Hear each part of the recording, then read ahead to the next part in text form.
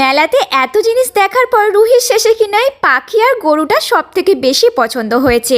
এখন রুহির গরু হয়েছে ফেভারিট, তাই লাস্ট অব্দি এই গরুটাই নিল আর তার সাথে অনেকগুলো প্যাক নিয়েছে। এবার চলো বলি আমরা মেলাতে কি কিনতে গেছি। আসলে এই হজমিগুলো মেলাতে দারুণ দারুণ পাওয়া যায়, তাই একটা একটা করে টেস্ট করেই যাচ্ছি। আজকে কিন্তু অনেকগুলো হজমি নেব। এখন মেলা গেলেই আগে তো এই দোকানগুলো খুঁজে বেড়াই, কারণ এগুলো এখানে ছাড়া আর কোথাও পাওয়া যায় না। কত রকমের ভ্যারাইটিস আছে, দেখো কুল থেকে শুরু করে তুলা আমলকি সব কিছুই এখানে আছে।